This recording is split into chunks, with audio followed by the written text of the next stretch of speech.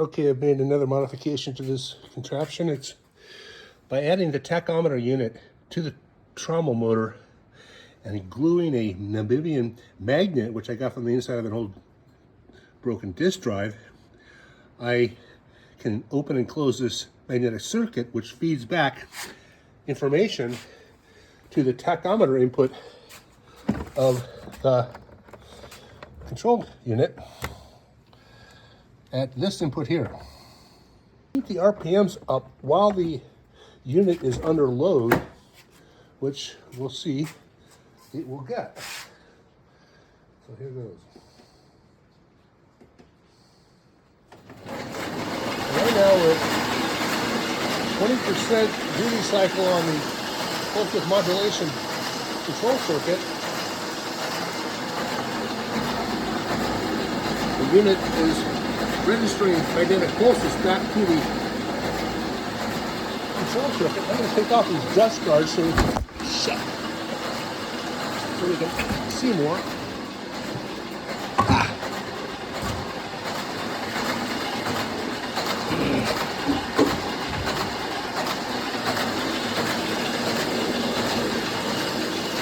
And then load about 20 pounds of wire in here, which mimics the thickness of dirt. It'll slow down at first, and then the tachometer will make it run fast.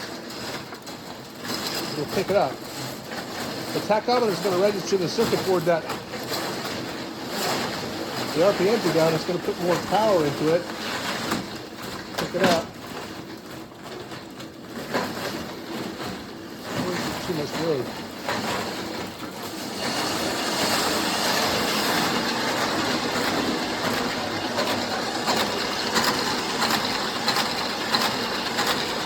Now that's sticking to the side, obviously, so I can go here and turn the RPMs down.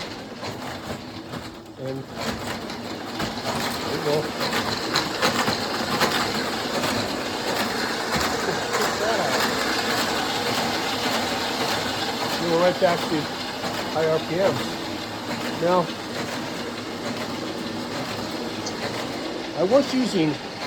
I'm now obviously using a treadmill motor.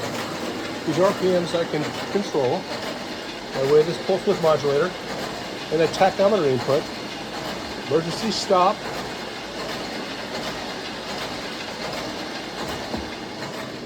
Stops that. Now this is an old washing machine motor I used. It has 3 speeds, 1270, 1100, and 850.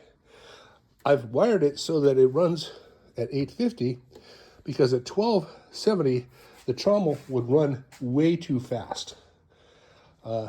Even at 850, the trommel runs at 69 RPMs.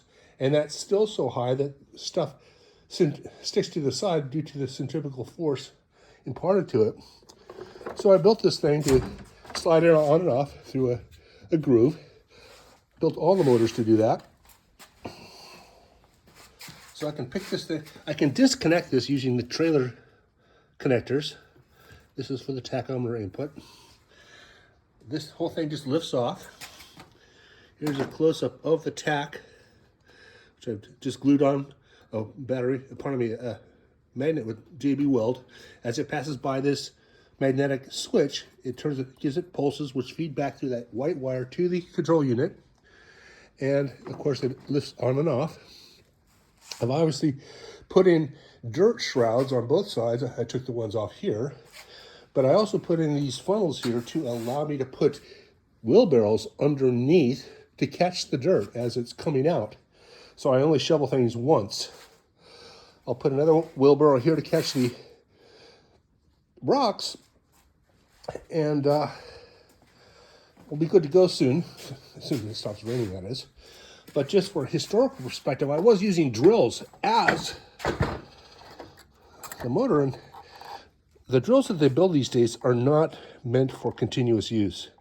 But if you get one from the 50s or 60s like this is, this was built for continuous use, or they didn't know how to make things so cheap that this thing runs forever. But it makes a ton of noise, a real high-pitched whine, and you spend hours on the trommel, you end up with a hearing problem.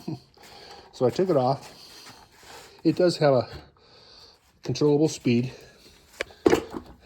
This is incrementally controllable. This is continuously controllable, and this is not controllable. But in the process of developing all this technology and coming up the learning curve, I picked up a bunch of motors for free at junkyards or garage sales, and people would just give me these things.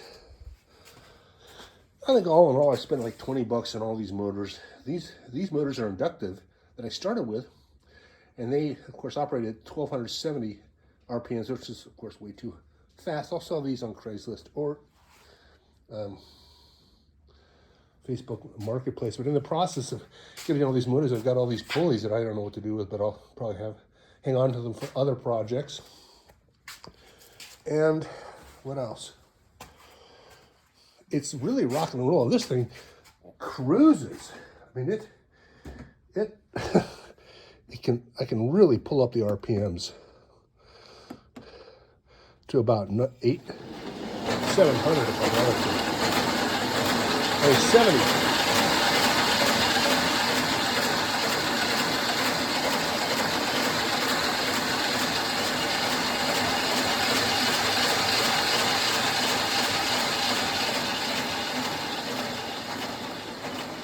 Now, the other improvement I've made is I got this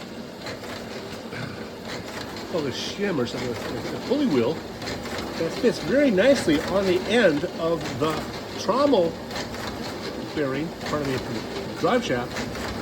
This is 1 1/8 inch in diameter. This thing only cost $14 on Craigslist, on Amazon, and it arrived in 3 days. And now there's no slip at all. This thing, I increase the RPMs, and I try to load it in my hand, I'll get a skin burn.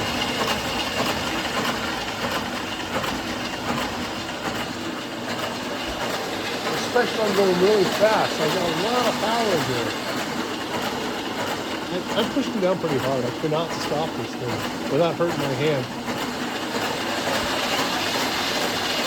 That's 23%. This thing goes up to 75%.